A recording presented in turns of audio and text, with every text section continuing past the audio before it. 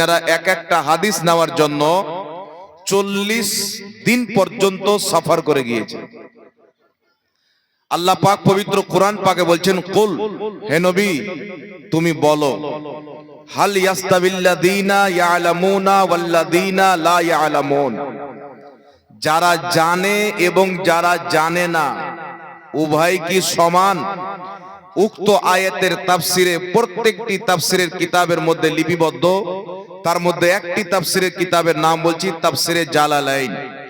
সেই কিতাবের মধ্যে উক্ত আয়াতের তাফসিরে ইমাম জালালউদ্দিন সিউতি রাহমাতুল্লাহ আলাইহি বলেন, লা ইয়াস্তাবি, জাননে ওয়ালা এবং না জাননে ওয়ালা উভয় দুইজন কোনদিন বরাবর হতে পারে না। জোরে বলেন সুবহানাল্লাহ। জাননে ওয়ালা অর্থাৎ আলিম, না জাননে ওয়ালা অর্থাৎ বেআলিম। হযরতে আলী রাদিয়াল্লাহু তাআলা আনহু বলেন, দুনিয়াতে ওই ব্যক্তি গরিব নয় যেই ব্যক্তির কাছে সম্পদ নাই। ফকির ওই ব্যক্তিকে বলে না যেই ব্যক্তির কাছে সম্পদ নাই, জমিন নাই। আসল অরিজিনাল গরিব ওই ব্যক্তি যার কাছে কোরআন এবং সুন্নাহর ইলম নাই, যার কাছে হাদিস ও ফিকহের জ্ঞান নাই, ওই ব্যক্তি হলো অরিজিনালে গরিব ব্যক্তি। তাই আল্লাহ তাবারাক ওয়া তাআলা যাদেরকে ইলম দিয়েছেন এবং যারা ইলম অর্জন করেননি তাদের কর্তব্য হচ্ছে যে যারা ইলম অর্জন করেছেন তাদের সম্মান, তাদেরকে মহব্বত করে তাদের ফয়েজ এবং বরকত হাসিল করা। জোরে বলেন সুবহানাল্লাহ। ইলমের মর্যাদা আল্লাহ পাক এত বাড়িয়েছেন। আল ইলমু নূরুন, ইলম হচ্ছে নূর। যদি একজন ব্যক্তির অন্তরে ইলম চলে আসে, কোরআন ও হাদিসের জ্ঞান চলে আসে, একটি সমাজ যদি 400 ঘরের হয়, একটি সমাজ যদি 1000 ঘরের হয়, একটি সমাজ যদি 2000 ঘরের হয়, তাহলে সেই সমাজ মাত্র একজন ইমামের ইলমের আলোতে পুরো সমাজ উজ্জ্বল মাত্র চমকায়। জোরে বলেন সুবহানাল্লাহ। এটা হচ্ছে ইলমের বরকত। আর আলহামদুলিল্লাহ আপনাদের গোপীনাথপুরের মাদ্রাসা কানজুল উলুম মাদ্রাসা, ইলমের খাজানা, এই মাদ্রাসায় পড়ে অনেক আলিম ওলামা আজকে অনেক স্টেজে আছেন, যারা আলিম হয়ে বিভিন্ন জায়গাতে গিয়ে খিদমত করছেন। এই মাদ্রাসায় ইলম অর্জন করে কেউ আপনার বীরভূমে গিয়ে, কেউ আপনার মুর্শিদাবাদে, কেউ আপনার বিহারে, কেউ আপনার ঝাড়খণ্ডে, কেউ আপনার মালদা, কেউ দিনাজপুরে, বিভিন্ন জায়গাতে গিয়ে এখান থেকে ইলম নিয়ে, ইলমের নূর নিয়ে বিভিন্ন জায়গাতে গিয়ে সেই নূর দ্বারা ওই অন্ধকার এলাকাকে উজ্জ্বল করতেছে। জোরে বল সুবহানাল্লাহ। আলিম কাকে বলে? আল উলামা ওয়ারাসাতুল আম্বিয়া। বাবা মারা যাওয়ার পরে বাবার জমির ওয়ারিস হবে ছেলে। আমার রাসূল সাল্লাল্লাহু আলাইহি ওয়াসাল্লামের পর্দা করার পর কিয়ামতের সকাল পর্যন্ত আমার নবী যেই জ্ঞান কোরআন পাকে দিয়ে গেছেন, আমার নবী যেই জ্ঞান হাদিস শরীফে দিয়ে গেছেন, আমার নবীর জ্ঞানকে অর্জন করে যারা আলিমে দ্বীন হবে কিয়ামত পর্যন্ত তাদেরকে কোনো বাদশার ওয়ারিস নয়, নবী মুস্তাফার ওয়ারিস বলা হবে। জোরে বলেন সুবহানাল্লাহ। একজন ব্যক্তি যখন ইলম অর্জন করার নিয়ত করে, ইমাম ফখরুদ্দিন রাজি রাহমাতুল্লাহ আলাইহি নিজের কিতাব তাফসিরে কবিরের মধ্যে হাদিসটি উল্লেখ করেন, একজন ব্যক্তি যখন নিয়ত করে, ইরাদা করে আমি ইলমে দ্বীন শিক্ষা করার জন্য যাব, সঙ্গে সঙ্গে তার নিয়ত করার সাথে সাথে আল্লাহ পাক তার প্রতি রহমতের ফেরেশতা নিক্ষেপ করে দেয়। জোরে বলেন সুবহানাল্লাহ। ওই ব্যক্তি যখন রাস্তায় চলতে আরম্ভ করে, রাস্তায় যখন চলতে আরম্ভ করে, জিবরিল আলাইহিস সালাতু ওয়াস সালামের মতন মহা ফেরেশতা, সমস্ত ফেরেশতার সরদার, তিনি নিজের নূরানি ডানাকে তার কদমে বিছিয়ে দেয়। আর যদি ইলমে দ্বীন শিখনে ওয়ালা বাড়ি থেকে বেরিয়ে রাস্তায় চলতে আরম্ভ করে, আপনার মালদা জেলা থেকে ইলমে দ্বীন শিখতে আসবে, মুর্শিদাবাদ জেলা গোপীনাথপুর কানজুল উলুম মাদ্রাসা, আস্তে আস্তে ফারাক্কা পার করে উমরপুরে যদি সেই ব্যক্তি রাস্তার মাঝে মারা যায়, মহান রব্বুল আলামিন ইলমে দ্বীনের ইরাদা করে বাড়ি থেকে বেরিয়েছিল, ইলমে দ্বীন শিখবো বলে নিয়ত করে বাড়ি থেকে বেরিয়েছিল, মাদ্রাসায় পৌঁছিতে পারেনি, ইলমে দিন শিখতে পারেনি, রাস্তাতে মারা গেছেন, আল্লাহ তাবারাক ওয়া তাআলা ইলমে দিন শিক্ষার নিয়তে সফর করার কারণে ওই ব্যক্তিকে শহীদের মর্যাদা দান করে। একটু জোরে বলতে হবে সুবহানাল্লাহ। ওই ব্যক্তিকে শহীদের মর্যাদা দান করে। এত আল্লাহ তাবারাক ওয়া তাআলা একজন ইলমে দিন শিক্ষা করনেওয়ালার সম্মানকে বাড়িয়েছেন। শুধু এই দুনিয়াতে নয়, যখন একজন আলিম ইন্তিকাল করে, একজন আলিমকে কিয়ামতের ময়দানে মহান রব্বুল আলামিন যখন তাকে উঠাবে, ইবনে মাজাহ শরীফের মধ্যে হাসান হাদিস, ইমাম জালালউদ্দিন সিউতি রাহমাতুল্লাহ আলাইহি হাদিসটিকে হাসান বলেছেন, আরো বিভিন্ন উলামায়ে কেরাম হাদিসটিকে হাসান বলে উল্লেখ করেছেন। আল্লাহর হাবিব সাল্লাল্লাহু আলাইহি ওয়াসাল্লাম বলেন, কিয়ামতের ময়দানে তিন শ্রেণীর ব্যক্তি শাফাত করবেন। সর্বপ্রথম আম্বিয়ায়ে কেরাম নবীগণের জামাত শাফাত করবেন, দ্বিতীয় নম্বরে আলিমগণের জামাত শাফাত করবেন, তৃতীয় নম্বরে শহীদগণের জামাত শাফাত করবে। জোরে বল সুবহানাল্লাহ। নবী পাক বলছেন কিয়ামতের ময়দানে নবীগণ শাফাত করবেন, সুম্মাল উলামা, আলিমগণ শাফাত করবেন, সুম্মা শুহাদা, তারপরে শহীদগণ শাফাত করবেন। মহান রব্বুল আলামিনের হাবিব রাসূলে পাক নবীগণের পর যাদের শাফাত কিয়ামতের ময়দানে চলবে, তিনারা হচ্ছেন আলিমে দ্বীন, তিনারা শহীদগণের পূর্বে কিয়ামতের ময়দানে শাফাত করবে। একটু জোরে বলতে হবে সুবহানাল্লাহ। এত সম্মান, এত মর্যাদা আল্লাহ একজন আলিমে দ্বীনকে দিয়েছেন। আরেকটি হাদিস লক্ষ্য করে শুনেন, আমার আপনার নবী সাল্লাল্লাহু আলাইহি ওয়াসাল্লাম বলেন, তিনটি জিনিসের দিকে মানুষ যদি তাকায়, আল্লাহ তাকে ইবাদতের সওয়াব দান করে।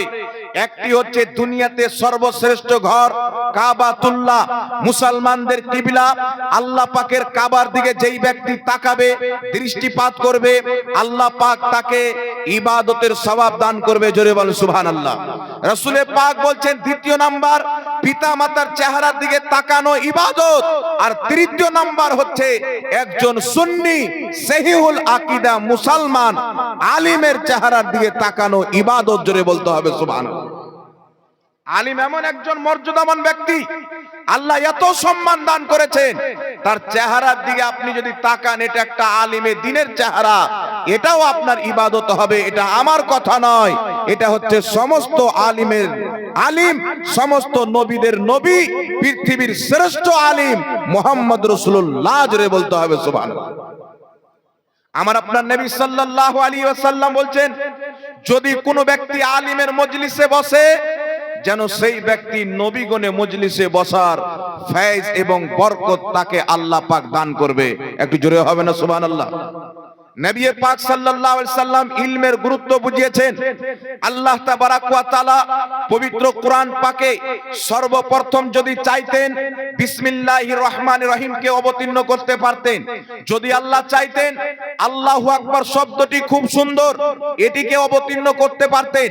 আল্লাহ যদি চাইতেন সুবহানাল্লাহ শব্দটি খুব পাকিজা শব্দ, এটিকে না অবতীর্ণ করতে পারতেন।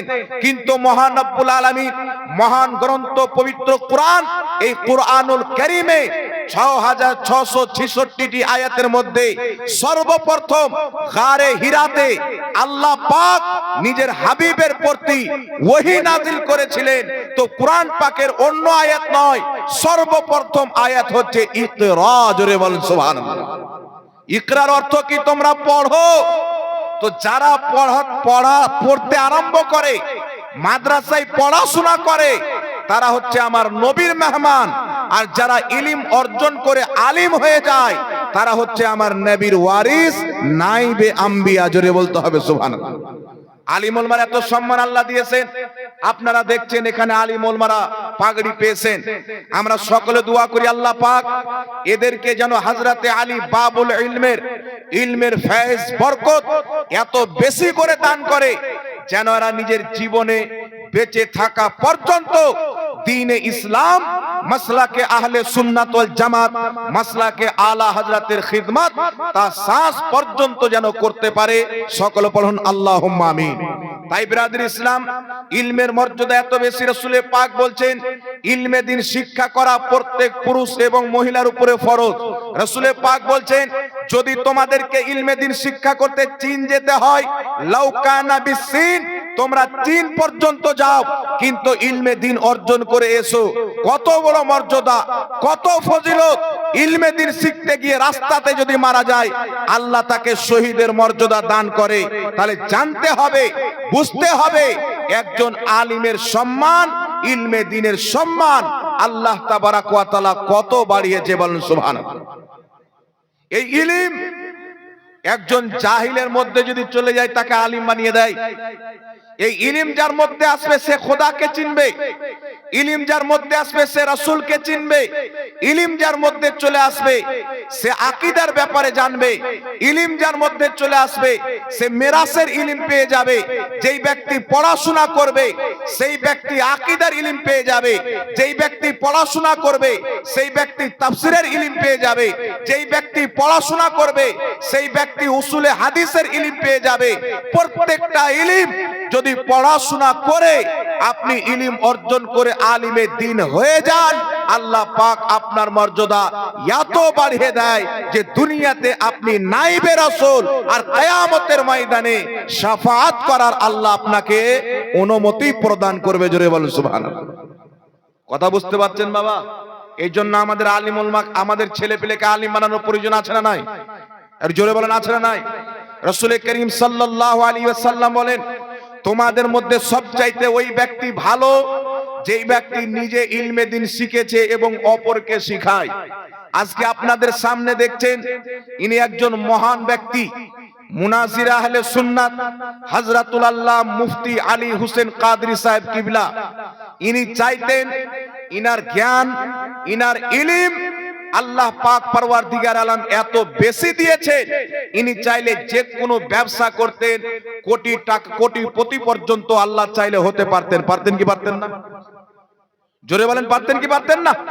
কিন্তু নিজের এলাকাকে ছেড়ে, নিজের গ্রামকে ছেড়ে এই গোপীনাথপুরের মাদ্রাসায় হুজুর বললেন 17 বছর থেকে আমি এখানে আছি, এই 17 বছরে ইনি যটা আলিমে দ্বীন তৈরি করেছেন, কিয়ামতের ময়দানে ওই আলিমে দ্বীন ইনার নাজাতের জন্য যথেষ্ট।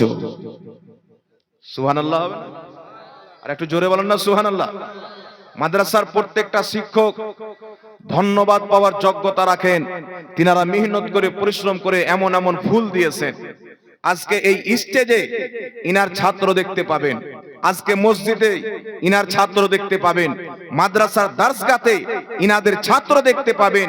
ইলমে দ্বীন ইনি শিখে এমন ভাবে ইলম ছড়িয়েছেন, যে কোনো জায়গাতে দেখবেন ইনার ছাত্র কোনো না কোনো মাসনাদে আপনাকে পাওয়া যাবে। বলেন সুবহানাল্লাহ। এই জন্য বিরাদর ইসলাম, আজকের মাহফিল হচ্ছে ইলমি মাহফিল, আর আল ইলমের কারণে ইনাদেরকে দাস্তা দেওয়া হয়েছে, কাউকে কারির, কাউকে আলিমিয়াতের। আমরা দোয়া করি আল্লাহ পাক এদের সকলকে যেন আহলে সুন্নাত ওয়াল জামাতের এক একটাকে একটা করে যেন মাসলাকে আলা হযরতের সৈনিক এবং মাসলাকে আলা হযরতের আপনার স্তম্ভ তৈরি করেন। সকল পড়ুন আল্লাহুম্মা আমিন। আর একটু জোরে বলেন আল্লাহুম্মা আমিন। সুবহানাল্লাহ। দেখছেন আমার ভাই জীবনী বক্তা হযরত মাওলানা আওয়েস রাজা কাদরী সাহেব, আপনাদের মাদ্রাসার প্রধান শিক্ষক হযরত আল্লামা মুফতি আলী হোসেন কাদরী সাহেবের ছাত্র, আলিমে দ্বীন, জীবনী বক্তা, খুব সুন্দর বক্তা। 500 টাকা গোপীনাথপুর কানজুল উলুম মাদ্রাসা নিজের মাদারে ইলমে দান করেছেন। উনার শিক্ষক মুফতি সাহেবের হায়াত দারাজের জন্য আল্লাহ পাক যেন মুফতি সাহেবের হায়াতকে দারাজ করেন। সকলে বলুন আল্লাহুম্মা আমিন। এর জোরে বলেন আল্লাহুম্মা আমিন। মাশাআল্লাহ, সুবহানাল্লাহ। রাজিউর রহমান, কি আপনার নাম? সুবহানাল্লাহ। হুজুরের আরেকজন ছাত্র আমার ভাই মাওলানা দিলওয়ার হোসেন নোমানী সাহেব কিবলা, উনিও 500 টাকা দান দিয়েছেন হুজুরের হায়াত দারাজের জন্য। আমরা সকলে আল্লাহ পাকের বারগাহতে তার নবীর ওসিলায়, সিদ্দিকে আকবরের ওসিলায়, গৌস খাজা ওয়া রাজার ওসিলায় আমরা দোয়া করি আল্লাহ পাক যেন মুফতি সাহেব কিবলার হায়াতকে হায়াতে খিজির বানিয়ে দেন। সকলে বলেন আল্লাহুম্মা আমিন।